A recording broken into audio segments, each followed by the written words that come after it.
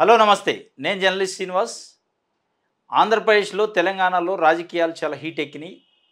ప్రధానంగా ఆంధ్రప్రదేశ్ ముఖ్యమంత్రి నారా చంద్రబాబు నాయుడు గారు తెలంగాణ ముఖ్యమంత్రి రేవంత్ రెడ్డి గారికి ఒక లెటర్ రాశారు. జూలై 6 నాడు తెలంగాణ, ఆంధ్రాకు సంబంధించిన పునర్విభజన చట్టంలో ఉన్న సమస్యలపై చర్చిద్దాం. మీరు సిద్ధంగా ఉండండి. నేను జూలై 6న హైదరాబాద్కు వస్తానని రాశారు.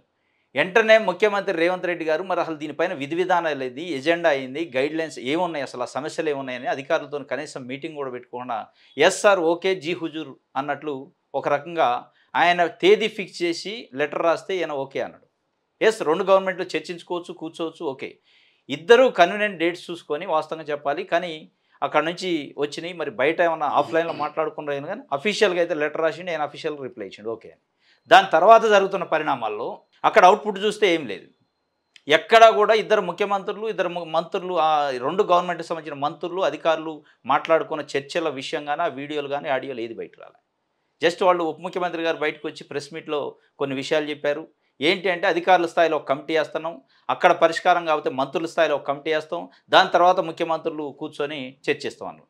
దీనికోసం ఇద్దరు ముఖ్యమంత్రులు ఇంత హంగామా చేసి, ఇంత పబ్లిసిటీ చేసి కూర్చోవాల్సిన అవసరం లేదు అనేది తెలంగాణ సమాజం చెప్తుంది.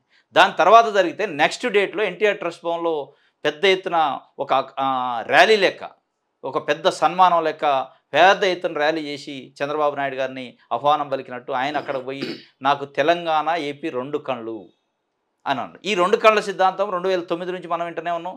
ఈ రెండు కళ్ళ సిద్ధాంతం చెప్తూనే 2014లో తెలంగాణ ఏర్పాటైన తర్వాత, మనకు ఒక సపరేట్ స్టేట్ ఏర్పడిన తర్వాత నరేంద్ర మోడీ మెడ మీద కత్తి పెట్టి ఈ రెండు కళ్ళల్లో ఒక కంటిలో కారం కొట్టి 7 మండలాలు మన దగ్గర నుంచి గుంజుకున్నాం. ఎట్లా రెండు కళ్ళ సిద్ధాంతాన్ని మళ్ళీ చెప్తారు, మళ్ళా రెండు కళ్ళ సిద్ధాంతం స్టార్ట్ చేసిండు, ఏ విధంగా ద్రోహం చేయబోతుండో తెలంగాణకు అనేది తెలంగాణ ఉద్యమకారులు చెప్తున్న పరిస్థితి. ఇట్లాంటివి జరుగుతుంటేనే ఆయన వచ్చి మళ్ళా రేపు 19 నాడు కూడా తెలంగాణలో పసుపు జెండాను వికసింపజేస్తాం, పునర్నిర్మాణం చేస్తాం తెలంగాణలో తెలుగుదేశం పార్టీని అని తెలంగాణ పైన చంద్రబాబు నాయుడు గారు ఒక పెత్తనం చేయాలనే ఒక సంకల్పం ఉన్నట్టుంది రాజకీయంగా. దీనికి తోడు మన తెలంగాణ ముఖ్యమంత్రి నిన్న వైఎస్ఆర్ జయంతి సందర్భంగా విజయవాడ పోయి కడపలో నేను గల్లీ గల్లీ తిరిగి షర్మిలాని గెలిపిస్తా, కడపలో మా తడాకా ఎందుకు చూపిస్తాం ఒక ఉప ఎన్నికలు వస్తాయని చెప్పి. అంటే మిమ్మల్ని తెలంగాణలో గెలిపించింది తెలంగాణ ప్రజలకు సేవ చేయడానికే, ఆంధ్రాలో రాజకీయం చేయడానికే, లేదా ఆంధ్రాలో చంద్రబాబు నాయుడు గెలిపించింది తెలంగాణ పైన పెత్తనం చేయడానికి అనేది అక్కడ ప్రజలు మాట్లాడుకుంటున్న పరిస్థితి. దీనిపైన మనం చర్చించడానికి ఈ రెండు కళ్ళ సిద్ధాంతం, చంద్రబాబు నాయుడు గారు తెలంగాణలో రాజకీయ ఎంట్రీ, ఈ వ్యవహారాలపైన చర్చించడానికి మనతో పాటు తెలంగాణ ఉద్యమకారులు గాదే ఎన్ఐ గారు ఉన్నారు. వారితో అడిగి అనేక విషయాలను వీటిపైన తెలుసుకుందాం. సార్ నమస్తే. సార్ నమస్తే. సార్ చెప్పండి సార్, ఎట్లా ఉంది గవర్నమెంట్ చర్చలు జరిగినాయి తెలంగాణ ఆంధ్రాకు ఉన్న పునర్విభజన చట్టం సమస్యలపైన? అసలు ఆ సమస్యలు ఏమైనా పరిష్కారం అయినట్టు అనిపిస్తుందా? సమస్యల పరిష్కారం పేరుతో రాజకీయ ఎంట్రీ ఇస్తాడా చంద్రబాబు నాయుడు గారు అనేది పెద్ద డౌట్ ఉంది తెలంగాణ సమాజానికి. అంటే ఏదైతే 6వ తారీఖు జరిగినటువంటి సాయంత్రకాల సమయంలో ఇరు రాష్ట్రాల ముఖ్యమంత్రులు, మంత్రులు, అధికారులు ఏదైతే సమావేశమయ్యి వాళ్ళు విభజన చట్టంలో పొందుపరిచిన అంశాలు ఇప్పటివరకు అమలు కానివి, నెరవేరనివి ఏ అంశాల మీద ఏదో చర్చించడానికి కూర్చుంటున్నట్టుగా మనందరం విన్నాం. మీరు అన్నట్టుగానే మేము కూడా దానికి ముందు నుంచి కూడా చాలా సందర్భాల్లో మాట్లాడినాము, అనేక మీడియా ఇంటర్వ్యూలో కూడా మేము చెప్పినాము. నెంబర్ 1, ఈ సమావేశం యొక్క ఎజెండా ఏంటిదో రెండు తెలుగు రాష్ట్రాల ప్రజలకు తెలియజేయాల్సిన అవసరం ఉంది. ఈయన ఏదో కొత్తగా ముఖ్యమంత్రి అయ్యి ఆంధ్రప్రదేశ్ రాష్ట్రానికి అయిందైతే కాదు. సరే, రేవంత్ రెడ్డి అంటే తెలంగాణ రాష్ట్రానికి మొదటి కాంగ్రెస్ పార్టీ తరఫున విభజన జరిగిన తర్వాత మొదటి ముఖ్యమంత్రి. గత 9.5-10 సంవత్సరాలు టీఆర్ఎస్, బీఆర్ఎస్ సంబంధించిన మంత్రులు, ముఖ్యమంత్రి ఉన్నాడు కాబట్టి ఆయనకు పెద్దగా తెలియకపోవచ్చు. కానీ ఆంధ్రప్రదేశ్ ముఖ్యమంత్రిగా 2014 నుంచి 2019 దాకా విభజన జరిగిన మొట్టమొదటి ఆంధ్రప్రదేశ్ ముఖ్యమంత్రిగా ఉన్నటువంటి రేపు చరిత్రలో ఆంధ్రప్రదేశ్ మొదటి ముఖ్యమంత్రి ఎవరంటే ఆయనే అవుతాడు. ఇక్కడ ఎవరంటే కల్వకుంట్ల చంద్రశేఖరరావు అవుతాడు. మరి 5 సంవత్సరాలు విభజన ఒప్పంద హామీ చట్టాన్ని అమలు కాకుండా ఉండిపోవడానికి కారకులు ఎవరు? చంద్రబాబు నాయుడా, కేసీఆరా, లేకపోతే దీంట్లో ఇద్దరా, లేకపోతే ఇద్దరు కాక ఇంకెవరన్నా ఉన్నారా? కనపడని శక్తులు ఏమన్నా ఉన్నాయా అనేది ఫస్ట్ వాళ్ళు చెప్పాలి. 5 సంవత్సరాలు మీరు ఏం గడ్డి బీకిండ్రా, మీరు ఎక్కడ పడినారు, ఏం చేసిండ్రు, ఇంత అపరిష్కృతం కాకుండా ఉండడానికి కారకులు ఎవరు? ఓకే. ఇక్కడ వాళ్ళు ఉమ్మడి రాజధాని పేరుతోటి సెక్రటరియట్ నడుపుకోవడానికి, అసెంబ్లీ నడుపుకోవడానికి, కార్యకలాపాలు నిర్వహించుకోవడానికి, ముఖ్యమంత్రి నివాసం కొనసాగడానికి కూడా ఉమ్మడి రాజధాని పేరుతోటి మన విభజన ఒప్పంద హామీలలో అదొక హామీ. మరి నువ్వు విభజన జరిగిన తర్వాత మొట్టమొదటి అసెంబ్లీ ఎక్కడ జరుపుకున్నారు వీళ్ళు? హైదరాబాద్లో జరిగింది. అవును. ఇదే అసెంబ్లీ ప్రాంగణంలోనే హైదరాబాద్ నడిబొడ్డునే జరుపుకున్నావు. మరి ఆ అసెంబ్లీ నిర్వహించుకున్నావు, మంత్రులు ఇక్కడనే ఉన్నారు, నీ మంత్రులకు క్వార్టర్లు అలాట్ అయినాయి, సీఎం క్యాంప్ ఆఫీస్ అలాట్ అయింది, ఇదే అన్ని ఎమ్మెల్యే క్వార్టర్లలో ఎమ్మెల్యేలకు కూడా వాటా 42:58 రేషియోలో అన్ని విభజన జరిగింది. పార్కులు అయినాయి, ఎమ్మెల్యే క్వార్టర్లు అయినాయి, ఆస్తుల పంపకాలు అన్నీ అయినాయి కదా. అన్నీ అయిన తర్వాత నువ్వు ఎందుకు మూటాముల్లా చదువుకొని ఇక్కడి నుంచి వెళ్ళిపోయినావు? కారణం ఏంటిది? నోటు ఓటు కేసు అయిన తర్వాత నీవు చెప్పా చేయకుండా ఇక్కడి నుంచి పారిపోయినావు. బిస్తర్ చదువుకొని పారిపోయిన తర్వాత మరి దాని తర్వాత కూడా నువ్వు ఆ రోజు కూడా ముఖ్యమంత్రులు కూర్చున్నారు, మంత్రులు కూర్చున్నారు. ఈరోజు ఏదైతే త్రిసభ్య మూడంచెల వ్యవస్థ అని వీరు చెప్తున్నారో, ఈ మూడంచెల వ్యవస్థ మూలుక్కుంటూ 10 ఏళ్ళు చేసింది పని. ఇలా కొత్తగా చేసింది ఏమున్నదాడ? కొండందో వెలుకని పట్టినట్టు. వీళ్ళు ఏమైనా కొత్తగా చేసేది ఏమైనా ఉన్నదా? అప్పుడు చీఫ్ సెక్రటరీలు, అప్పుడు అధికారులు, అప్పుడు వివిధ శాఖలకు సంబంధించిన ప్రిన్సిపల్ సెక్రటరీలు అప్పుడు కూడా కూర్చున్నారు. ఐఏఎస్లను ఐపీఎస్లను మంచుకోలేదా? 32 సార్లు సమావేశాలు జరిగినాయి. మరి అధికారుల గ్రూప్ 1 ఆఫీసర్లను మంచుకోలేదా? లేకపోతే 4th క్లాస్ ఎంప్లాయీస్ మంచుకోలేదా? మొత్తం అన్నిటి మీద కూడా ఆ రోజు కూడా అనేక దఫాలుగా ఇక్కడ అధికారులు విజయవాడ పోయిండు, విజయవాడ వాళ్ళు ఇక్కడికి వచ్చిండ్రు, ఎన్నో జరిగినాయి కదా. అప్పుడు కూడా విందులు వినోదాలు చేసిండు కదా. మన కల్వకుంట్ల చంద్రశేఖరరావును ఇదే నారా చంద్రబాబు నాయుడు ఇద్దరు కూర్చొని టీలు తాగిండ్రు, కాఫీలు తాగిండ్రు, భోజనాలు చేసిండ్రు, అన్ని పోయింది కదా. ఇలా కొత్తది ఏముందాడా? ఇలా కొత్తగా ఏం లేదు. ఇవాళ కొత్తగా అంటే మీరు అన్నట్టు అందరూ అనుకుంటున్నట్టు ఒక రాజకీయ ప్రయోజనం కోసము, రాజకీయ కుట్రల భాగంగానే ఈరోజు ఆయన లవ్ లెటర్ రాయడం, ఈయన లవ్ లెటర్ రాయడం, ఇద్దరు కలిసి కలుసుకోవడం. నాకు తెలిసినంతవరకు రేవంత్ రెడ్డి కూడా నేను అనుకుంటే చంద్రబాబు తోటి కలిసే ఆ పూలే ప్రజా ప్రాంగణంలో అడుగుపెట్టిండు. ఇప్పటి వరకు అడుగు పెట్టలే. అంటే నీ గురువో, నీ సహచరుడో, నీ తోడు దొంగనో, లేకపోతే నీ కో అక్యూజుడో ఇద్దరు కలిసే ప్రజాభవన్లో పోవాలన్నా? ప్రజల కోసం పోలే. ఎందుకు పోయిన మీరు? తెలంగాణ ప్రజల కోసం అంత అయింది. వాళ్ళు బయట చెప్పినట్టు, మీడియాలో చెప్పినట్టు 1:45 అన్నారు, కానీ అది అబద్ధం. అది 1:18 మాత్రమే సమావేశ ప్రాంగణంలో వీళ్ళందరూ కూర్చున్నారు. నడుచుకుంటూ పోయింది కూడా సమావేశమైనట్ట. ఎట్లయింది? బోకేలు అందుకుంటే కూడా సమావేశమైనట్ట. సెల్వాలు కప్పుకున్నది. మీడియాకు కూడా బుద్ధి లేకుండా చేస్తున్నది పని. 1:18 మీరు ఏం మాట్లాడారు చెప్పండి. మేము మొదలే డిమాండ్ చేసినాం. ఒకటి, ఏజెండాని రూపొందించి ఏజెండాని బహిర్గత 11 కోట్ల తెలుగు ప్రజలకి మీరు తెలపాలి. నెంబర్ 1. నెంబర్ 2, చంద్రబాబు నాయుడు ఏదైతే ఆంధ్రప్రదేశ్ సంబంధించిన వాళ్ళందరూ కూడా ఈ సమావేశానికి వస్తున్నప్పుడు పూలే ప్రజాభవన్లో అడుగుపెట్టిన మరుక్షణం నుంచి వీడియో కెమెరాలో ఆ సమావేశ విషయాలు మొత్తం కూడా బంధించాలని చెప్పినాం. మూడవది, ఆ సమావేశం ముగిసిన తర్వాత ఇరు రాష్ట్రాల ముఖ్యమంత్రులు ప్రెస్ కాన్ఫరెన్స్ చేయాలని డిమాండ్ చేసినాం. ఈ మూడిట్లో ఏది అమలు కాలే. ఏజెండా రూపకల్పన చేయలే. రెండవది, వీడియో కెమెరాల్లో బంధించలే. ఏదో ఫోటోలు ఇస్తే, వీడియోలు ఇస్తే భజన పరులైన మీడియాలు దాన్ని పేద గొప్పగా ప్రచారం చేసుకుంటున్నాయి, కానీ అది చేయలే. మూడవది, ఇద్దరు వచ్చి ప్రెస్ అడ్రస్ చేసి 11 కోట్ల తెలుగు ప్రజలకు వాళ్ళు చెప్పింది ఏమున్నదాడా? అది చెప్పలే. ఇది చెప్పకుండా వాళ్ళ రాజకీయ కుట్రల భాగంగా వాళ్ళ అహంకారంతో, నిర్లక్ష్యంతో వాళ్ళు ఏం చేసిండ్రు, ఈ సమావేశం ముగియగానే మన భూస్వాముల దగ్గర పెద్ద జీతగాళ్ళు ఉన్నట్టు ఈ మంత్రులు వాళ్ళకి పెద్ద జీతగాళ్ళు అయిపోయిండ్రు. అదే పోర్రా మీరు ప్రెస్ అడ్రస్ చేయపోర్రా అంటే వాళ్ళు ఏం చెప్పాలో తెలియదు, ఏం చేయాలో తెలియదు. వాళ్ళు వచ్చి ప్రెస్ కాన్ఫరెన్స్లో కూర్చుంటే వాళ్ళు విలేకరులు అడిగేదానికి మాకు ఏం తెలియదని వాళ్ళు చెప్పబట్టే. ఈ సమయంలో ఈ ప్రెస్ అడ్రస్ చేసే ఈ సమయంలో ఇరు రాష్ట్రాల ముఖ్యమంత్రులు ఏం చేసిందో చెప్పండి, ఎక్కడ కూర్చున్నారో చెప్పండి, ఏం మాట్లాడుకున్నారో చెప్పండి, ఏ గదిలో కూర్చున్నారో కూర్చొని చెప్పండి. ఎందుకు ఇంత రహస్యం? ప్రపంచంలో ఇరు దేశాలు కాదు, అనేక దేశాల సంబంధించిన ఏదైనా సమస్యలు వచ్చినప్పుడు, సమావేశాలు అయినప్పుడు అక్కడ వీడియో కెమెరాల్లో బంధించి మొత్తం సమాచారం అంతా కూడా ఆ దేశాల వాళ్ళ ప్రజలకి తెలియజేసేలాగున పబ్లిక్ డొమైన్లో పెడతారు. ఇది వాళ్ళ వ్యక్తిగతం కాదు కదా, రెండు గవర్నమెంట్లకు సంబంధించింది, ప్రజలకు సంబంధించిన విషయం. ఇవాళ అక్కడ వాళ్ళు దాగిన నీటి బిందువులు కూడా ప్రజల కష్టార్జితం, ప్రజల చెమట చుక్కలు అవి. ప్రజలు రెక్కలు ముక్కలు చేసుకొని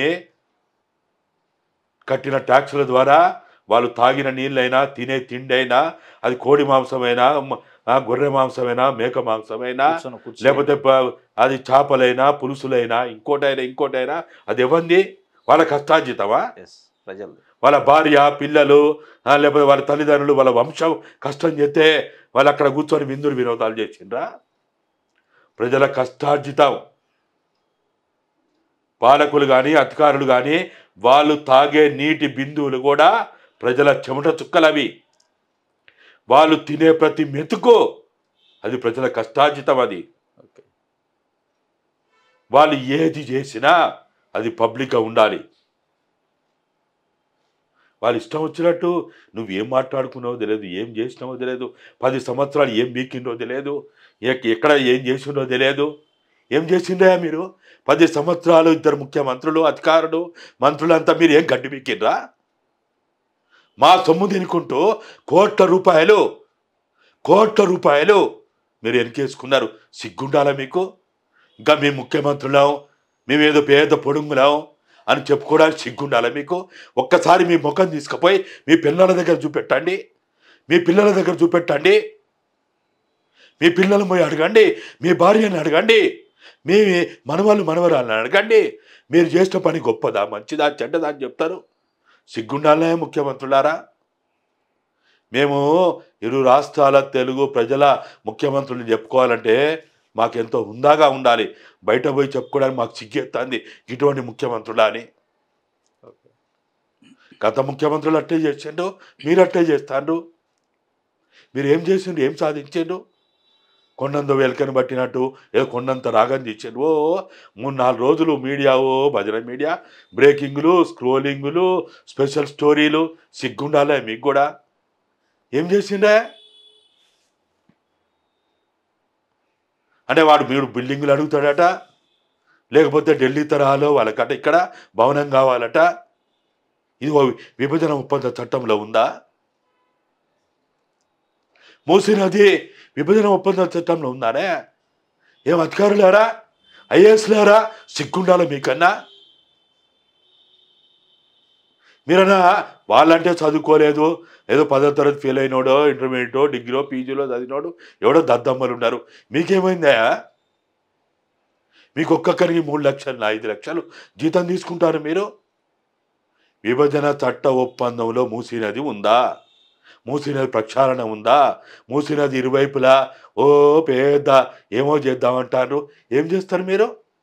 అంటే ఆంధ్రోలకి, రెస్టారెంట్లకి, ఫామ్ హౌస్లకి, లేకపోతే వాళ్ళు పెద్ద పెద్ద భవంతులు కట్టుకోవడానికి మా జాగ కావాలా?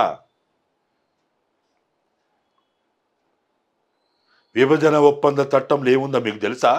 9th షెడ్యూల్లో 10th షెడ్యూల్ ఏముందో తెలుసా? అసలు విభజన ఒప్పంద చట్టాన్ని వ్యతిరేకించిన పార్టీలో ఉన్నటువంటి 2 నాయకులు వాళ్ళు తెలుగుదేశంలో 2014 శ్రీకృష్ణ కమిటీ ఇచ్చిన నివేదికని వద్దన్నోళ్ళు వీళ్ళు. శ్రీకృష్ణ కమిటీ ఆధారంగానే అనేక మంది బిచ్చగాళ్ళు మొదలుకొని కోటీశ్వరుల దాకా ఉన్నటువంటి సమస్త తెలంగాణ సమాజం శ్రీకృష్ణ కమిటీకి అన్ని విభాగాల వాళ్ళు, అన్ని సెక్షన్ల వాళ్ళు, అన్ని జెండర్లకు సంబంధించిన వాళ్ళు ఇచ్చిన విన్నపాల ఆధారంగా వాళ్ళు కేంద్రానికి నివేదిక ఇస్తే ఆ నివేదిక ఆధారంగా వాళ్ళు ప్రతిపాదించబడినటువంటి విభజన ఒప్పంద చట్టం అది. అరే విభజన ఒప్పంద చట్టాన్ని వ్యతిరేకించిన వాళ్ళు మీరు. అది ముడ్డి తుడుచుకోవడం పనికి రాదు, మూతి తుడుచుకోవడం పనికి రాదు, టంగ్ క్లీనర్ కంటే అధ్వానము, టిష్యూ పేపర్ కంటే అధ్వానం అని అన్న మీకు దాని మీద మాట్లాడడానికి మీకు ఎట్లా దమ్ము ధైర్యం వచ్చింది? సిగ్గులేదా మీకేమన్నా? వద్దని పారేసింది కదా మీరు, దేని వరికి రాదన్నారు కదా మీరు. అదే సాకుతోటి ఇవ్వాలా తెలంగాణ 4 కోట్ల పవిత్ర స్థలమైనటువంటి పూలే ప్రజాభవన్లో మీరు ఎట్లా కూర్చున్నారు? అసలు మీకు ఎట్లా ధైర్యం వచ్చింది అక్కడ కూర్చోడానికి? మీరు ముఖ్యమంత్రులు, మీరు కలుసుకోవద్దంటలేం. మీరు డిన్నర్లు చేసుకోండి, చేపలు తినండి, మాంసం తినండి, ఏమైనా తాగండి, తినండి, ఏమైనా చేసుకోండి, ఎవడొద్దంటా అండి మిమ్మల్ని ఏమైనా వద్దంటామా? కానీ తెలంగాణ ప్రజలను అవమానపరిచేటట్టుగా, తెలంగాణ ప్రజలపైన ఆధిపత్యం చెలాయించేటట్టుగా, ప్రజల సెంటిమెంట్ని కించపరిచేలాగా చేస్తే తెలంగాణ సమాజం ఊకోదు. రేవంత్ అన్న జర తెలివితోటుండు, సోయితోటుండు. నీకు ఆయన గురువా, సహచరుడా, లేకపోతే ఓటు నోటు కేసులో కో అక్యూజుడా, తోడు దొంగలా, మేము అలీబాబా 40 దొంగల, మేము అదంతా మాకు అనవసరం. ఇవాళ మీరు తెలంగాణ రాష్ట్రానికి గౌరవ ముఖ్యమంత్రి. ఆ గౌరవ ముఖ్యమంత్రి అని అనిపించుకునే స్థాయిలో మీ ప్రవర్తన ఉండాలి, మీ నిర్ణయాలు ఉండాలి. అట్లా లేకపోతే తెలంగాణ సమాజం మిమ్మల్ని కేసీఆర్ని ఎట్లా బొందబెట్టిందో మిమ్మల్ని కూడా అట్లే బొందబెడతారు. అన్నారు రేవంత్ అన్న, గుర్తుపెట్టుకో, బ్రిటిష్ కూడా ఇక్కడ కాలు మోపలేకపోయిండు. 13 సార్లు దండయాత్ర చేసినా ఈ గడ్డ మీద పాలన చేయలేకపోయిండు. నిజాం కొన్ని దశాబ్దాలు పాలన చేసినా తిరుగుబాటుకి, ఉద్యమానికి, పోరాటానికి లొంగిపోయి ప్రాణాన్ని అరచేతులు పెట్టుకొని ఢిల్లీకి పారిపోయిండు.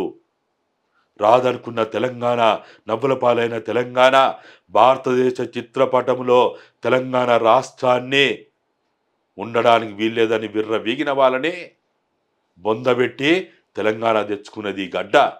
ఈ చరిత్ర మీకు తెలుసో లేదో ఒక్కసారి మీ స్నేహితులు, మీ సన్నిహితులు, మీ ఇతులు అయిన వాళ్ళతోటి మీరు తెలంగాణ చరిత్రని మరొక్కసారి నెమరేయండి. తెలంగాణ చరిత్రని మీరు గనక ఏమాత్రమైనా దీన్ని మళ్ళా తిరిగి రాయడానికి ప్రయత్నం చేస్తే, తెలంగాణ తల్లికి సంఖ్యలు వేయడానికి ప్రయత్నం చేస్తే, తెలంగాణ తల్లిని నడి బజార్లో మీరు అంగట్లో సరుకు చేయదలుచుకుంటే మీరు కాలగర్భంలో కలిసిపోతారు. మాకు చంద్రబాబు నాయుడుతో అవసరం లేదు, అసలు మాకు ఆయన విషయమే మాకు అవసరం లేదు. కానీ మీరు గౌరవ తెలంగాణ రాష్ట్ర ముఖ్యమంత్రి, అది గుర్తుపెట్టుకోండి. కాంగ్రెస్ ప్రజలు ఒక మార్పు కోసం అని చెప్పి మీకు ఒక అవకాశం ఇచ్చిండు. దాన్ని గనుక మీరు కాపాడుకోకపోతే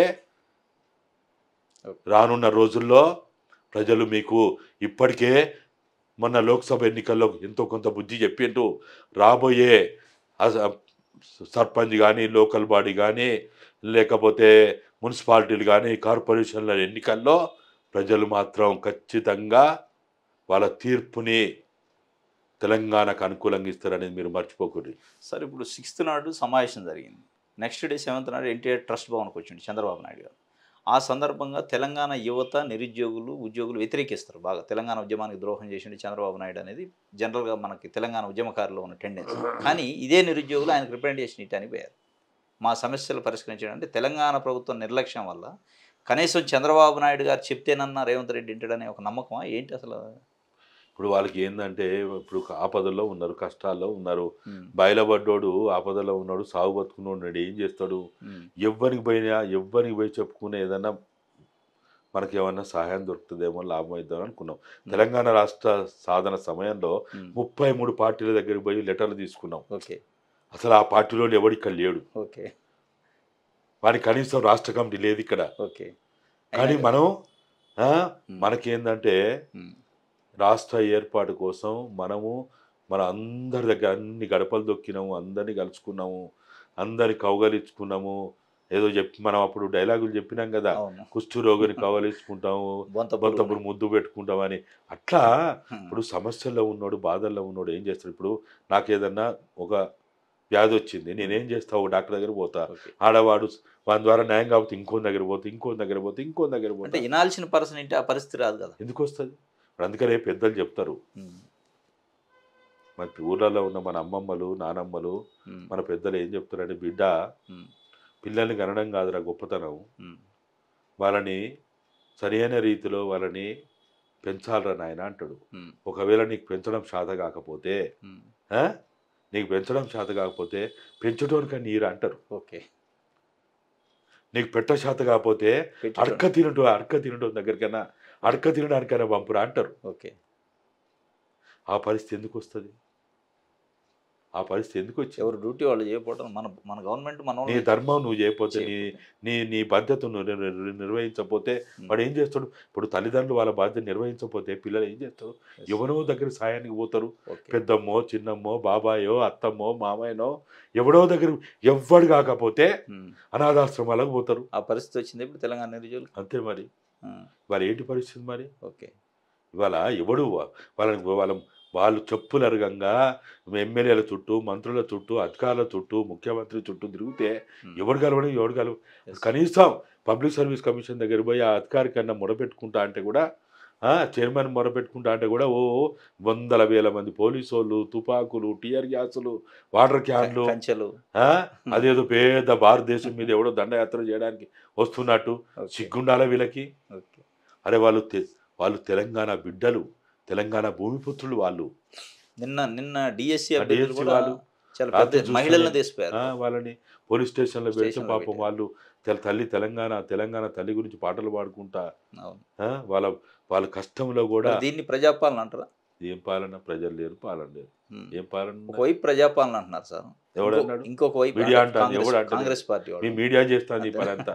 అంతేనా? మీ పనికి వాళ్ళ మీడియా అంతా ప్రచారం చేస్తాను. ప్రజా ప్రజలు ఎవడన్నాడు చెప్పు? ప్రజలు ప్రజలు ఎవడన్నా అన్నాడా? కాంగ్రెస్ పార్టీ అంటుంది. వాళ్ళు అనుకుంటారు. వాళ్ళు ఒకవైపు ప్రజాపాలన అంటున్నారు, ఇంకొక వైపు నిరుద్యోగులు టీఎస్పీఎస్సీ దగ్గర టీజీపీఎస్సీ చైర్మన్ కలవటానికి పోతే వాళ్ళు నిరుద్యోగులు కాదు అడ్డా మీద కూలీలను తీసుకొచ్చి చేస్తారని కాంగ్రెస్ పార్టీ కొంతమంది నాయకులు అంటున్నారు. నిన్న జరిగిన డిఎస్సి అభ్యర్థులు వాయిదా గురించి పోతే మహిళల్ని అర్ధరాత్రి వరకు స్టేషన్లో ఉంచారు. దీన్ని ఎట్లా ప్రజాపాలన అంటారు? అసలు ఇలా ప్రభుత్వం పనితీరు ఎట్లా ఉందనుకోవాలి? ఇప్పుడు పచ్చగా ఏమన్నా వచ్చినానికి ప్రపంచం అంతా పచ్చగానే పడుతుంది. వాడు మీటింగ్లు పెడితే వాడు లేకపోతే ఏదైనా సభలు సమావేశాలు పెడితే వాడు డబ్బులు ఇచ్చి మనుషులు తెచ్చుకుంటాడు. ఓకే. దానికి అలవాటు పడ్డాడు. వాడు ఏమంటాడు మరి? ఎవడేది చేసినా గట్టినే చేస్తాడేమని వాడు అనుకుంటాడు. వాడికి ఏమైనా బుద్ధి ఉన్నదా, సోయినదా? వాడు ఏమన్నా? నేను అందుకనే అంటున్నా, నేను ఒకటే చెప్తున్నా పదే నిన్న కూడా చెప్పిన చాలా మీడియా సంస్థల్లో, రేవంత్ రెడ్డి గారు దయచేసి మీరు ఇప్పుడు చేస్తున్న పని మీద మమ్మల్ని ఎవ్వరు అడగకుర్రి. మీరు పోయి మీ సతీమణి గారిని, మీ భార్య గారిని, మా అక్క గారిని, మీ బిడ్డ మా బిడ్డ లాంటిది, నీ బిడ్డ దగ్గరికి పోయి అమ్మ నేను చేసే పని మంచిగుందా అని అడుగు. సాలిగా ఎవ్వరు ఎవ్వడొద్దు. గతంలో పార్టీల ఫిరాయించిన ఎమ్మెల్యేలని ఎమ్మెల్సీల గురించి ఆయన ఏం మాట్లాడిండు? కొట్టమన్నాడు, సంపమన్నాడు, జావుడప్ప అన్నాడు, లేకపోతే ఇళ్ల మీద దాడులు చేయమన్నాడు, రాళ్లతో కొట్టమన్నాడు, ఎన్నెన్నో చెప్పిండు. అవన్నీ బయట సమాజం పక్కన పెడదాం. నేను అందుకనే చెప్తున్నావు, నా తల్లి రేవంత్ రెడ్డి గారు భార్య గారా, మీరు మీ భర్త గారు అప్పుడు ఏం మాట్లాడి ఒక్కసారి మీరు జర చెవులో ఊదండి ఆయనకి. మేము చెప్తే వినడు. ఇప్పుడు వినే పరిస్థితి లేదు ఆయనకి. ఎందుకంటే చుట్టూ తుపాకులాయా, AK-47 లాయా, SLR లాయా, మొత్తం పోలీసు బలగాలాయా, ఆయన చుట్టూ ఆయనకి జామర్ లాయా, కారు లాయా, ఏదేదో ఉన్నది కదా. ఇప్పుడు మా మాట ఆయనకి వినపడదు, కనపడదు. ఈ వీడియోలు కూడా ఆయనకి చేరనియారు కూడా. కాబట్టి దయచేసి మీరైనా మీ భర్త గారికి గతంలో నువ్వు ఇట్లా మాట్లాడినవు, నువ్వు ఇప్పుడు ఇట్లా మాట్లాడితే మన సిగ్గుపోతుంది, నిన్ను కాదు నన్ను తిడతారు, మన పిల్లల్ని తిడతారు, మన వంశాన్ని తిడతారు, మన మీద ఆడిపోసుకుంటారు, వాళ్ళ శాపనార్థాలు పెడుతుండ్రు, మన కుటుంబం నాశనం అయిపోద్దని ఓ అక్కగారు మీరన్నా రేవంత్ రెడ్డి గారికి చెప్పండి జర. ఓ బిడ్డ మీరన్నా మీ తండ్రి గారికి చెప్పండి. ఏం పాలన ఇది? ఏమైనా పాలన? అర్ధరాత్రి వేళ అమ్మాయిలు పోలీస్ స్టేషన్లో ఉండే పరిస్థితి. 6 గంటల తర్వాత, అసలు 6 గంటల తర్వాత మహిళలు పోలీస్ స్టేషన్లో ఉంచకూడదు. కోర్టు ఏం చేస్తుంది? అసలు జ్యుడిషియరీ ఏం చేస్తుంది? మీ మీడియా ఏం చేస్తుంది? మీ మీడియా పేద మీకైతే అన్ని కార్డులు కావాలా, ప్రభుత్వ సహాయం కావాలా, మీకు పాసులు కావాలా, ఇండ్లు కావాలా, మీకు అన్ని కావాలా, మీకు భూములు కావాలా. మీ మీడియా ఏం చేస్తుంది? ప్రజలకు జవాబుదారీగా ఉండరా? 6 గంటల తర్వాత పోలీస్ స్టేషన్లో మహిళలను పెడితే మీరు ఏం చేస్తున్నారు? ప్రశ్నించాలి. ఎందుకు ప్రశ్నించారు? వీడియోలు తీయాలా, మీకు రేటింగులు కావాలా, ఆ యూట్యూబ్లో వేసుకోవాలా, డబ్బులు కావాలా, లేకపోతే సాటిలైట్ ద్వారా మీకు అడ్వర్టైజ్మెంట్ కావాలా? ఇది గిందుకోసమా? ఇదేనా ఫోర్త్ ఎస్టేట్ అంటే? ఫోర్త్ ఎస్టేట్ అంటే ఏంటిది? 3 వ్యవస్థలు ప్రజల్ని మర్చిపోయినప్పుడు ఓకే. ముళ్ళుగర్ర పట్టుకొని 3 వ్యవస్థల్ని గాడిలో పెట్టడానికే ఫోర్త్ ఎస్టేట్ ఉంది. మీడియా దానికోసం ఉంది. భజన చేస్తున్నాయి. ఏం భజన? దాన్ని మీడియా అంటారా? అదే. పోండి, పోయి కట్టగట్టుకొని ఎక్కడైనా పోయి దూక్కుపోండి, చావండి మీరు. ఎందుక మీరు ఇంకా మీ మీడియా, మాది జర్నలిజం, మాది ఫలానా, మాది ఇది, ఎందుకు ఇవన్నీ మాటలు? ఈ మాటలు ఎందుకు? మేము ఈ ప్రభుత్వానికి భజన చేస్తున్నాము, మోచేతి నీళ్లు తాగుతున్నాము, సంకలు నాకుతున్నాము, వాళ్ళ పాదాలని వాళ్ళ కాళ్ళని నొక్కుతున్నాము అని చెప్పుకోండి. ఎందుకు ఇవన్నీ గొప్ప గొప్ప మాటలు, పెద్ద పెద్ద మాటలు ఎందుకు? అరే ప్రజలు మూగబోయిన గొంతులకి నోరు లేనోనికి నోరుగా ఉండాలి. మీరు మూగబోయిన గొంతులకి, మూగబోయిన స్వరాలకి మీరు స్వరమై వినదించాలి. అది ఫోర్త్ ఎస్టేట్ అంటే. వాళ్ళని ఈడ్చుకపోతుంటే, వాళ్ళని రోడ్ల మీద ఎండలో ఈడ్చుకపోతుంటే మీరు వీడియోలు చేయడం కాదు గొప్పతనం, గల్ల పట్టుకొని అడగాల. మీరు సూచించటం కదా సార్, జర్నలిస్ట్ అంటే సూచించటం, గల్ల పట్టుకొని అడగరుగా. ఎందుకు అడగారు? అడగాలనా? మీరు మీ చేతిలో ఉన్న ఆయుధం అందరికంటే గొప్ప ఆయుధం. ఓకే. అంటే గల్లా పెట్టుకొని అడిగితే అది మళ్ళీ వేరేగా ఉంటుంది కదా. ఏం కాదు, ఏమైతే ఏం కాదు. ఇన్ఫర్మేషన్ ప్రజలకు తెలియదు. అరే వాడు గల్ల పట్టుకుంటప్పుడు నువ్వు ముద్దు పెట్టుకుంటావా? అదేలే. ఓకే. వాడు ఈడ్చుకుంటూ పోతుంటే వాళ్ళ బట్టలు ఎట్టున్నాయో తెలియదు, వాళ్ళు ఏమైతుందో తెలియదు, వాళ్ళ చున్నీలు ఏమైనాయో తెలియదు. ఈడ్చుకపోతుంటే ముద్దు పెట్టుకొని కిరీటాలు పెట్టి బోకలిచ్చి అడుగుతారా మీరు? ఓకే. ఎట్లా అడుగుతారు మీరు? దండలు ఎత్తారా? అంటే రాకపోయేటోళ్ళు దండలు ఎత్తారా మీరు? ఎందుకు అడగవద్దు? అంటే ప్రతిపక్ష పార్టీల పాత్ర, కానీ నోరు మీద పట్ల ప్రతిపక్ష పార్టీలు కూడా ఇవాళ ఉన్న మన తెలంగాణలో. నేను అనేది ప్రతిపక్షం అది చచ్చిపోయింది అనుకో. ఓకే. 4 ఎస్టేట్స్గా 4 ఎస్టేట్స్ ఏంటి? 1 పాలకులు, 2 పరిపాలన సమర్థవంతంగా నిర్వహించే వాళ్ళు, ఎగ్జిక్యూటివ్ వ్యవస్థ, 3వది జ్యుడిషియరీ, 4వది మీడియా. ఈ 4 వ్యవస్థలే సమాజానికి బాధ్యత వహిస్తాయి. ఓకే. ప్రతిపక్షం ఆ ఎమ్మెల్యే ఈమె ఎమ్మెల్యే కాదు. ఓకే. వాళ్ళ కూడా వాళ్ళకు ఉంటుంది. వాళ్ళు ఎక్కడో పడినారు, పామోదలో పడినారు, యాన్నో చచ్చిండ్రు, ఏమైంది? మీ 4 వ్యవస్థలు ఏం చేస్తున్నాయి? 4 వ్యవస్థల బాధ్యత ఏంటిది? ఫెయిల్యూర్ అయినట్టేనా మరి? ఏంది మరి? ఇప్పుడు ఫెయిల్యూర్ కాకపోతే సమాజంలో రోడ్డు ఎక్కాల్సిన పరిస్థితి ఎందుకు వచ్చింది? ఓకే. రోడ్డు ఎక్కుతున్నారంటే అర్థం ఏంటిది? భారత రాజ్యాంగం ప్రకారము నేను అనాథను, నాకు ఎవ్వడు లేడు అనే పరిస్థితి భారత రాజ్యాంగం ప్రకారం రావద్దు. ఓకే. ఇంకోటి, చంద్రబాబు నాయుడు గారు 2 కళ్ళ సిద్ధాంతం అంటాడు. 7th రోజు ఎన్టీఆర్ ట్రస్ట్ భవన్లో గడిచిన ఉద్యమం సమయంలో మనం అందరూ చూసి 2009 నుంచి పదే 2 కళ్ళు నాకు, తెలంగాణ ఏపీ నాకు ఇద్దరు ఒకటే అన్నాడు. అని 2014లో 7 మండలాలు గుంజకపోయింది.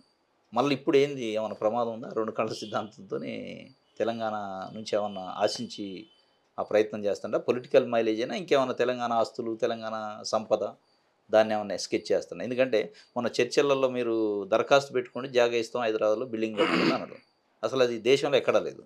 ఒక స్టేట్కి సంబంధించిన రాజధానిలో వచ్చి ఇంకో స్టేట్ భవనాలు కట్టరు. నేషనల్ క్యాపిటల్లో కట్టుకుంటారేమో కానీ అది లేదు. మొట్టమొదటిసారి ఇక్కడే అంటున్నాం. అట్లాంటిది ఏమైనా స్కెచ్ ఉందా? ఏంది 2 కళ్ళ సిద్ధాంతాన్ని నమ్మొచ్చా మళ్ళీ ఇప్పుడైనా? ఇప్పుడు ఈ 2 కళ్ళ సిద్ధాంతం అనేది నాకు తెలిసినంత వరకు దాదాపుగా 2002 నుంచే మాకు వినపడతా వచ్చింది. 2004లో కూడా వినపడ్డది, 2005, 6, 7 ఇట్లా ప్రతిసారి మనం వింటనే ఉన్నాము. ఈ 2 కళ్ళ సిద్ధాంతాన్ని తెలంగాణ సమాజం ఎప్పుడో పొందబెట్టింది, తిరస్కరించింది, ఇది తప్పు అని చెప్పింది. 2004లో బీఆర్ఎస్ కాంగ్రెస్ పార్టీ పొత్తప్పుడు అది నిరూపించబడ్డది. 2009లో టీడీపీ, టీఆర్ఎస్ మహాకూటమి ఇంకా మిగతా పార్టీలు సిపిఎం అన్నీ కలిసి మహాకూటమి పెడుతూ 2009లో అప్పుడు కూడా 2 కళ్ళ సిద్ధాంతం చెప్పుకుంటూ పోటీ చేస్తేనే టీఆర్ఎస్ని పొందబెట్టింది సమాజం, తెలుగుదేశాన్ని పొందబెట్టింది, మళ్ళీ రెండోసారి కాంగ్రెస్కి పట్టం కట్టింది.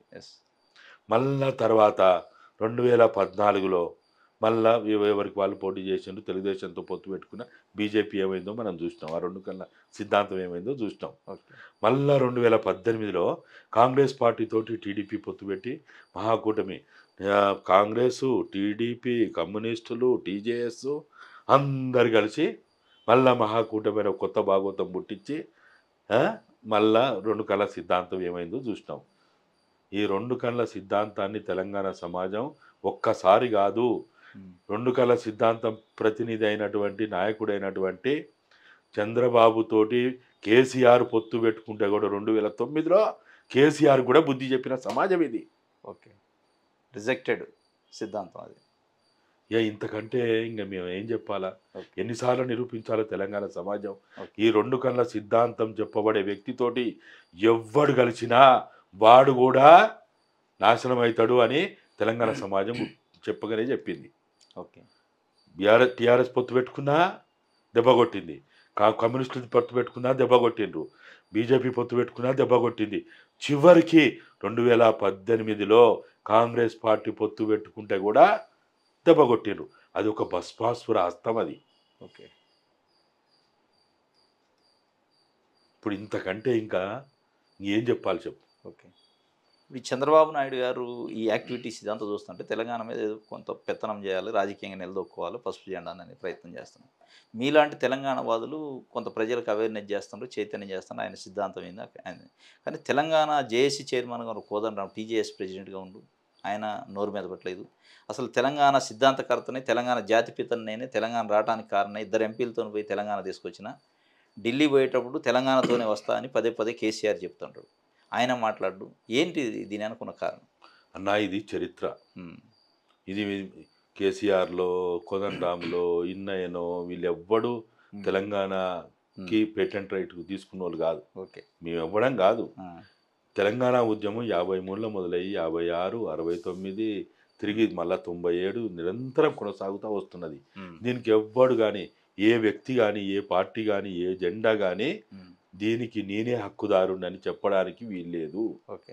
ఫస్ట్ మనం దాన్ని పరిగణలో తీసుకోవాలి. రెండవది మీరు అన్నట్టు మరి వాళ్ళు ఇప్పుడు మాట్లాడతలేరు కదా అంటే, ఇప్పుడు 53లో మాట్లాడినోడు 56లో మాట్లాడలే, 56లో మాట్లాడినోడు 69లో మాట్లాడలే, 69 వారి నుంచి 70 దాకా 71 దాకా మాట్లాడిన తర్వాత టీపీఎస్ని తీసుకుపోయి బంగాళాఖాతంలో హిందూ మహాసముద్రంలో కలిపిన తర్వాత ఢిల్లీ పాదాల దగ్గర ఇందిరాగాంధీ పాదాల దగ్గర పెట్టిన తర్వాత వాళ్ళు మాట్లాడలే.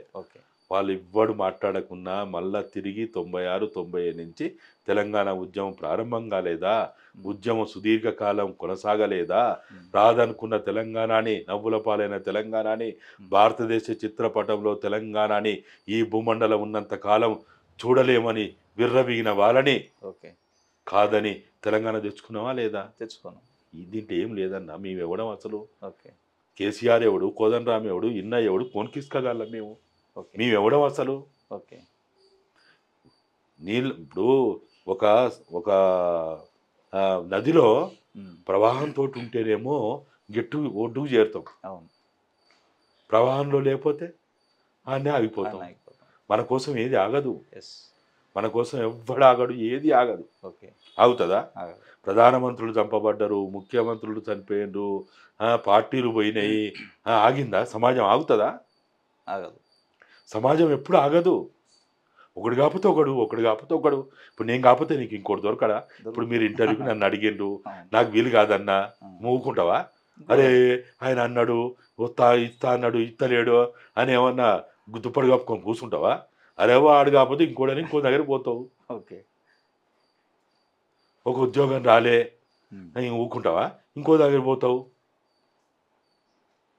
కాబట్టి ఇవాళ మేము ఎవ్వడం మాట్లాడకున్నా ఒక్క చంద్రబాబు కాదు, 1000 మంది చంద్రబాబులు తిరిగి మళ్ళా తెలంగాణలో పెత్తనం చేయాలి, తెలంగాణ తల్లికి సంఖ్యలు వేయాలి అని ఎవ్వరు ప్రయత్నం చేసినా కాలగర్భంలో కలిసిపోతారు. చరిత్ర గొప్పది. నేను ఇంతకుముందు కూడా చెప్పిన ఈ గడ్డ బ్రిటిష్ వాడిని అడుగుపెట్టనియలే. ఓకే. సూర్యుడు అస్తమించని సామ్రాజ్యాధిపతి అయినటువంటి బ్రిటిష్ వాళ్ళని ఈ గడ్డ మీద పాలన చేయడానికి అవకాశం ఇయ్యలే. వీళ్ళు ఎంత? ఓ నిజాంతో పోలిస్తే వీళ్ళు ఎంత అసలు బచ్చగాళ్ళు వీళ్ళు. కేసీఆర్లు, చంద్రబాబులు, రేవంత్ రెడ్డి బచ్చగాళ్ళు. నిజాం ఖాళీ గోటుకి సరిపోరు వీళ్ళు. నిజాముని గడగడలాడించి రజాకార్ల లెక్క ప్రైవేట్ సైన్యం పెట్టుకొని పోలీసుల వ్యవస్థ కాకుండా రజాకార్లనే ఒక ప్రైవేట్ సైన్యాన్ని పెట్టుకుంటేనే ప్రాణాన్ని అరచేతులు పెట్టుకొని పారిపోయేటట్టు చేసిన గడ్డ ఇది. ఇదే అసెంబ్లీలో మీరు చిన్నపిల్లలు కావచ్చు, మీకు తెలియదు కావచ్చు, 1998-99లో ఆనాడు జనార్దన్ రెడ్డి, కోదండ్ రెడ్డి సిఎల్పి లీడర్లుగా ఉన్నప్పుడు కాంగ్రెస్ పార్టీ తరఫున నేను రాసిన దగాబడ్డ తెలంగాణని అసెంబ్లీలో చూపించుకుంటూ మాట్లాడితే తెలంగాణ పదాన్ని ఉచ్చరించడానికి వీల్లేదని ఆ రోజు స్పీకర్లుగా ఉన్నటువంటి యనమల రామకృష్ణుడు, ప్రతిభా భారతి హుకుం జారీ చేసిండ్రు. ఏమైంది? పదం వద్దని ఉచ్చరించద్దు, పదాన్ని ఉచ్చరించడానికి వీల్లేదు, వెనుకబడిన ప్రాంతాలనండి, తెలంగాణ పదంతో మరి మాట్లాడొద్దు అని అన్నారు. ఇవాళ ఆ బిల్డింగ్లో, ఆ స్థలంలో ఎవడున్నాడు? ఏ అసెంబ్లీ ఉంది? తెలంగాణ అసెంబ్లీ. అది తెలంగాణ ప్రత్యేకత. తెలంగాణ త్యాగాల చరిత్ర మామూలు చరిత్ర కాదు. వందల వేల ఎకరాలు కలిగినటువంటి కృష్ణా గోల్కొండ ఎక్స్ప్రెస్లు 15 నిమిషాలు 120 కిలోమీటర్ల స్పీడ్ తోటి ప్రయాణించిన అంత భూమి కలిగిన భూస్వాములని గడగడలాడించిన గడ్డ ఇది. ఇంకోటి, రేవంత్ రెడ్డి గారు నిన్న విజయవాడ వెళ్ళారు డాక్టర్ వైఎస్ రాజశేఖర రెడ్డి జయంతి కార్యక్రమంలో. ఆయన ఒకవేళ కడపలో బై ఎలక్షన్స్ వస్తే నేను గల్లీ తిరిగి కడపలో కాంగ్రెస్ పార్టీ జెండా ఎగరేస్తా, 2029లో కాంగ్రెస్ పార్టీని గెలిపించే బాధ్యత నాది, ముఖ్యమంత్రి అభ్యర్థి షర్మిల అని చెప్పారు. అది తెలంగాణ ప్రజల కోసం, తెలంగాణ అభివృద్ధి కోసం ఆయన ఎన్నుకున్నారు. కానీ ఏపీలో రాజకీయాలు చేయడానికి ఏపీ ముఖ్యమంత్రి ఇక్కడికి వచ్చి నేను పునర్నిర్మాణం చేస్తా తెలుగుదేశం పార్టీని, నాకు 2 సిద్ధాంతాలు. అది ఏంటి? ఈయన పోయి అక్కడ రాజకీయం, ఆయన వచ్చి ఇక్కడ రాజకీయం, దీని ఎట్లా చూస్తారు? ఇప్పుడు ఆయన మాటలు కోటలు దాటితే కాలు గడప దాటదు. మన పెద్దలు చెప్తారు, అరే బిడ్డ నీకేమన్నా బుద్ధి ఉంటే, మెదడు ఉంటే, సోయి ఉంటే మాటలు కోటలు దాటుడు కాదురా, కాల గడప దాటాలరా, అప్పుడే నేను ఎవడన్నా లెక్కలోకి తీసుకుంటారా అంటాడు. మీరు చెప్పారు కడపలో పోయి అని అన్నావు. రేవంత్ రెడ్డి గారు 5 సంవత్సరాలు ప్రాతినిధ్యం వహించినటువంటి మల్కాజ్గిరి ఎంపీ లోక్సభ స్థానంలో ఎందుకు నువ్వు గెలిపించుకోలేకపోయినావు? ఫస్ట్ దానికి సమాధానం చెప్పు. నువ్వు కడపనా, రాయచోట, అల్లాదుర్గమా, లేకపోతే హిందూపూరా, లేకపోతే అనంతపూరా, లేకపోతే కర్నూలా? ఆయన సొంత జిల్లా కూడా పోయింది, అది నెంబర్ 1. నెంబర్ 2, నీ ఏ జిల్లా నుంచి అయితే నువ్వు ముఖ్యమంత్రి ప్రాతినిధ్యం వహిస్తున్నావో ఆ ఎంపీ సీటు నువ్వు ఎందుకు గెలిపించుకోలేకపోయినావు? మొదలు దీనికి సమాధానం చెప్పరాదు రేవంత్ అన్న. ఎందుకు ఈ కారు కూతలు ఎందుకు? అయిపోయింది. మీరు ముఖ్యమంత్రి అయ్యిండు, మీరు 4 కోట్ల ప్రజలకి ఒక గౌరవ ముఖ్యమంత్రిగా ఉన్నారు. ఈ ఏడుపు ఏడుపకుండా గా ఏడుపు నీకెందుకు? వాళ్ళు ఎక్కడ తెచ్చేది, ఏమైతేంది, ఎవడు గెలితేంది, ఎవడు ఓడిపోతుంది? నీ ముడ్డి కాలుతంటే, నీ ముడ్డి కింద నీళ్ళు వస్తుంటే ఇది చూసుకోక గయన్ని నీకెందుకు? ఇవాళ నీ కాంగ్రెస్ అధిష్టానం అడుగుతా ఉన్నది, నువ్వు 5 సంవత్సరాలు ప్రాతినిధ్యం వహించినటువంటి ముఖ్యమంత్రిగా ఉండి నీ ఎంపీ సీటుని ఎందుకు గెలిపించలేదని నీ అధిష్టానం అడుగుతా ఉన్నది. దానికి సమాధానం చెప్పు. నీ సొంత జిల్లా, ఏ నియోజకవర్గం నుంచి అయితే నువ్వు ముఖ్యమంత్రిగా నువ్వు ఈరోజు ప్రాతినిధ్యం వహిస్తున్నావో ఆ పార్లమెంటు స్థానాన్ని ఎందుకు గెలిపించుకోలేకపోయినావని నీ అధిష్టానం అడుగుతుంది. మొదలు దానికి సమాధానం చెప్పు. 6 గ్యారంటీల రూపంలో ఉన్న 13 గ్యారంటీలని ఎందుకు అమలు చేస్తలేవని నీ అధిష్టానం అడుగుతున్నది. నీ 4 కోట్ల తెలంగాణ ప్రజలు వాళ్ళు అడుగుతున్నారు. దానికి సమాధానం చెప్పు.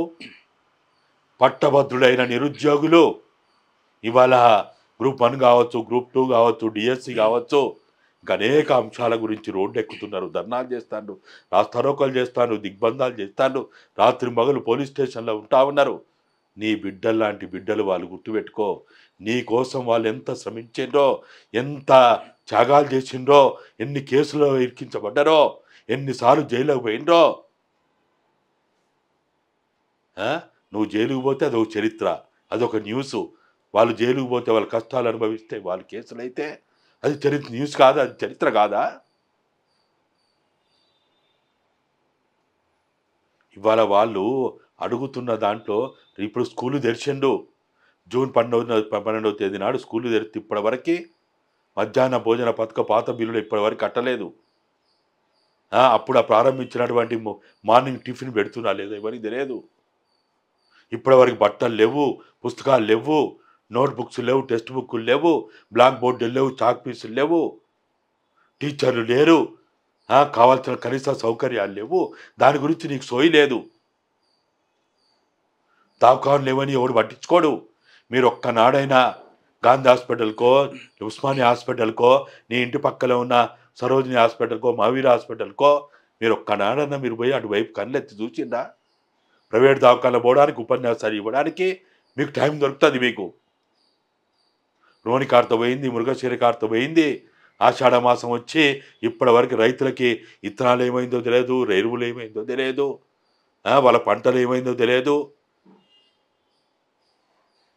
ఇదా పాలన అంటే? ఇదేనా పాలన? నీ రైతు రుణమాఫీ పేరుతోటి డ్రామాలు చేయి. నీ రైతు బంధు, రైతు భరోసా, అరే నీ రైతు భరోసా, నీ రైతు బంధు, నీ రైతు రుణమాఫీ, లేకపోతే నీ ఇతరత్ర స్కీములు అవన్నీ బంద్ చేయండి. ఇక ఎందుకు మాట్లాడతారు మీరు? ఓకే, ఎందుకు ఈ డైలాగులన్నీ? అరే కనీసం ప్రజలు అడుగుతున్న దాన్ని ధరణి అని చెప్పినావు, మార్పులు అని చెప్పినావు, ఓ భూమాకాశ దద్దరిల్లి తట్టు మా పాలన ఉంటుందని చెప్పినావు. కానీ విని ఎరగని రీతిలో ఉంటుందన్నావు. ప్రపంచం మెచ్చే రీతిలో, మెచ్చుకునే రీతిలో ఉంటుందన్నావు. ఇప్పటి వరకు ధరణి మీద కమిటీ వేస్తే ఆ ఊర్లలో వస్తున్నావు. ఇంకా ఏమైంది? నీ ఉపాధి ఎక్కడ పోయింది? నీ సంక్షేమం ఎక్కడ పోయింది?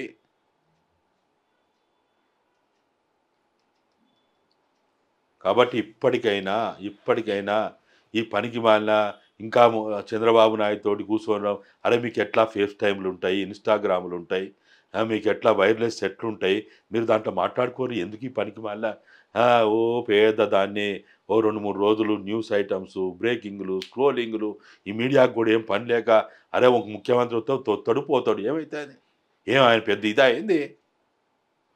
ఆయన వచ్చేంది పోతేంది, ఆయన ఉచ్చబోతే న్యూసే, దొడ్డికి పోతే న్యూసే, తుమ్మితే న్యూసే, పంట న్యూసే, లేతే న్యూసే. రేవంత్ రెడ్డి గారు, మీరు ఇప్పటికైనా తెలంగాణ మీద ఎవరైనా బల ప్రదర్శన చేయడానికి ప్రయత్నం చేస్తే మీరు పర్మిషన్ ఎట్టిస్తారు? పూలే ప్రజాభవన్ ముందు ఫ్లెక్సీలు పెట్టడానికి మీరు ఎట్లా అనుమతి ఇచ్చిండ్రు? జెండాలు కట్టడానికి మీరు ఎట్లా అనుమతి ఇచ్చిండ్రు?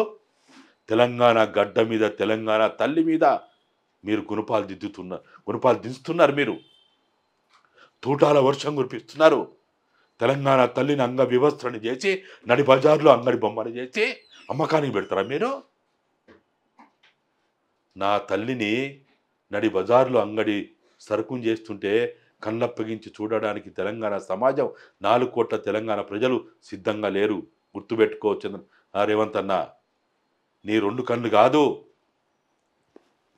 4 కోట్ల ప్రజల కన్నులు ఎర్ర చేస్తే దేనికి కనపడకుండా పోతారు, భస్మాసురం అయిపోతారు మీరు. తెలంగాణ తల్లిని అవమానిస్తుంటే మీకేం అనిపిస్తలేదా? మీకేం బాధ కలుగుతలేదా?